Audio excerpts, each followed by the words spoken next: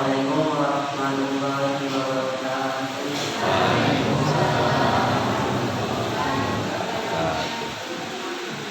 Alhamdulillahirabbil alamin.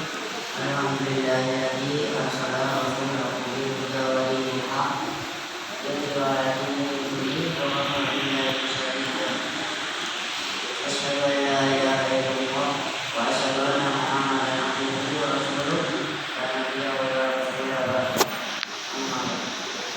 Puji kepada Allah Subhanahu wa taala atas segala nikmatnya, kemahamnya, segala pelaksanaan sholat wajib pada malam hari ini. Salawat serta salam semoga tercurah kepada baginda Nabi Musa Nabi Muhammad Sallallahu Alaihi Wasallam. Sebagai hasanah kita, sebagai tauladan kita, dan semoga kita mendapat syafaatnya di yaumil akhir. Amin. Jamaah Masjid Al-Qur'an yang dirahmati Allah, di bulan Ramadan ini salah satu amal kebajikan yang kita janjikan untuk bersedekah. Dengan bersedekah, seseorang akan memiliki sifat kedermawanan. Dan kedermawanan adalah salah satu sifat yang dimuliakan yang ada pada Nabi Muhammad SAW. Bahkan beliau lebih dermawan lagi pada bulan Ramadan, sebagaimana dalam hadis disebutkan dari Ibnu Abbas radhiyallahu anhu, anna Rasulullah sallallahu alaihi wasallam aswadan nasi wa kana aswadu ma yakunu fi Ramadan. Artinya Rasulullah sallallahu alaihi wasallam adalah orang yang paling dermawan dan lebih dermawan lagi pada bulan Ramadan. Hadis riwayat Bukhari. Jamaah masih ada yang dirahmati Allah, agar setelah kita membuahkan pahala di sisi Allah Subhanahu wa taala, hendaknya kita menghindari hal-hal yang membutuhkan pahala sedekah sehingga ada yang kita sedekahkan menjadi sia-sia tak berpahala. Di antara yang dapat memberikan pahala sedekah adalah: pertama, tidak mengikhlaskan niat sedekah hanya karena Allah Subhanahu wa taala. Niat sedekah karena Allah Subhanahu wa taala artinya bersedekah tidak karena ingin dipuji atau ingin mengharapkan imbalan materi dunia. Sedekah apapun yang diberikan kepada orang lain, hendaknya kita dibarengi dengan maksud-maksud dan tujuan lain kecuali hanya mengharapkan ridho Allah semata. Berbicara soal ikhlas bersedekah adalah sebuah kisah yang penuh hikmah yang dapat memberikan nasihat dan pelajaran berharga tentang keikhlasan bersedekah. Karena ada seorang kiai yang memiliki dua orang santri, santri yang bernama Ahmad. Ia sadar dikenal sebagai imam di kampungnya. Satu lagi bernama Mahmud, tidak seperti Ahmad. Selepas berguru dengan Pak Kiai, kegiatan Mahmud tidak jelas. Dia mengamalkan ilmu yang didapatnya sebagai Ahmad. Suatu ketika Ahmad pergi bersilaturahmi ke rumah Kiai. Sampainya di sana, Ahmad pun disambut dengan hangat dan ramah oleh Kiai. Ini Pak Kiai, hanya bisa bawa 2 ikan singkong yang baru saya sebut tadi pagi di kebun saya.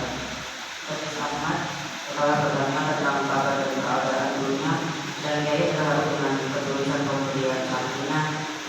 Sang Kiai yang satu ini, meskipun hanya 2 ikan singkong, beliau pun menerimanya dengan senang hati dan berkata, subhanallah, terima kasih Nak Ahmad, merepoti pakai bawa-bawa saudara. Perbincangan antara Ahmad dan Kiainya pun berlangsung hangat dan akrab.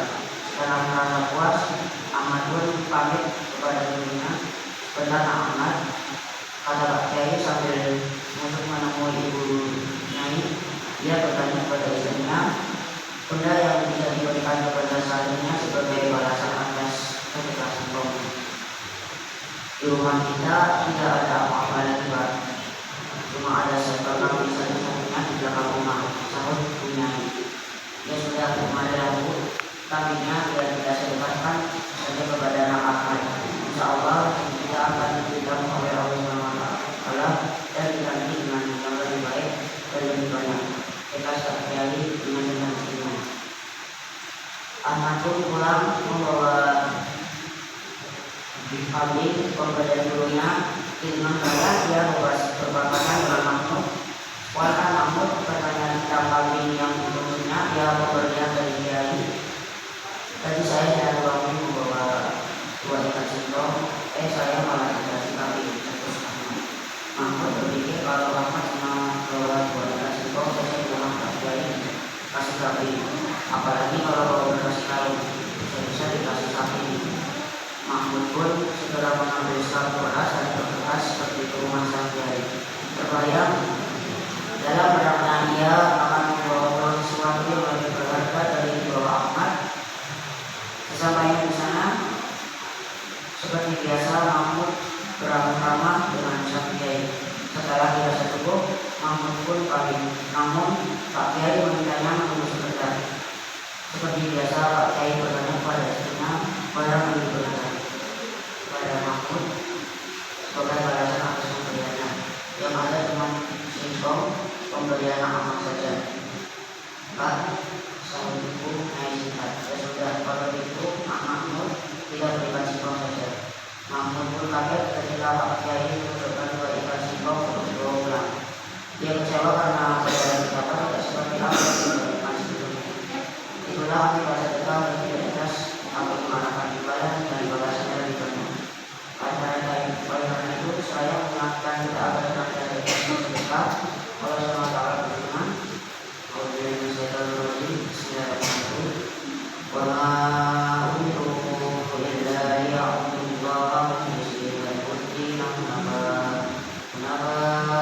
yuqimus sholata wa yu'tuz zakata wa dzalika dinul qayyim.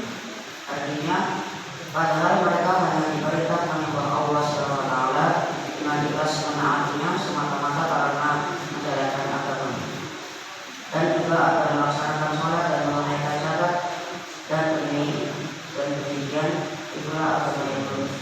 Benar, Quran surat Al-Baqarah ayat 5. Kedua, sedekah yang disertai dengan kesombongan dan menyinggung perasaan orang yang menerimanya.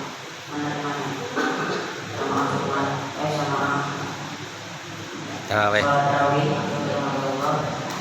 hendaknya sedekah kita senantiasa dibarengi dengan sikap tawadhu dan kerendahan. Harta yang kita sedekahkan adalah amanat Allah SWT dan memang menjadi hak orang-orang yang pantas menerimanya. Itu memang hak mereka, bukan hak kita. Tidak ada alasan sedikit pun untuk menyombongkan diri dengan harta yang kita sedekahkan atau beramah-amah seolah orang apalagi sedekahnya dibarengi dengan kata-kata yang menyenangkan orang yang beriman. Kamu kalau tidak saya bantu dahulu, ya sekolah kamu tidak bisa jadi orang kaya. Ungkapan seperti ini sudah barang itu sangat menyakitkan bagi orang yang pernah menerima sekitar. Sedekah yang dibarengi dengan perkataan yang menyakitkan semacam ini tidak mau membuahkan pahala di sisi Allah SWT. Hanya sebagai Allah SWT berfirman, Bismillahirrahmanirrahim. Ya ayyuhalladzina amanu la tubtilu shadaqatikum bil manni wal adha wa tunfiqu ma lahu ria'an nas wa la yu'minu billahi wal yawmil akhir. Famasaluhu kamasalu subhanin 'alaihi turabun fa'asabahu wa biluhum fa'arakahu sawdan la yakfiruna 'ala shay'in mimma kasabu al-qawmal kafirin.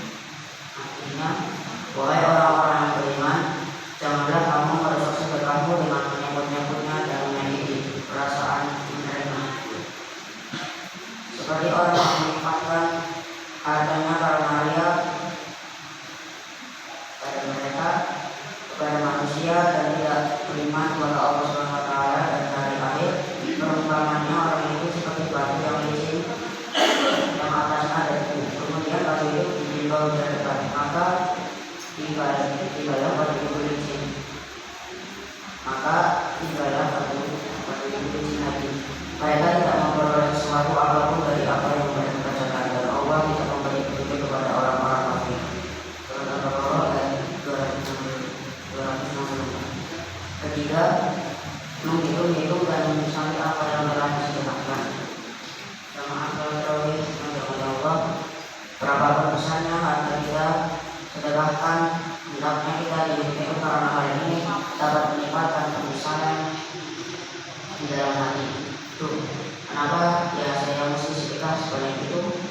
kan keperluan lain masih banyak.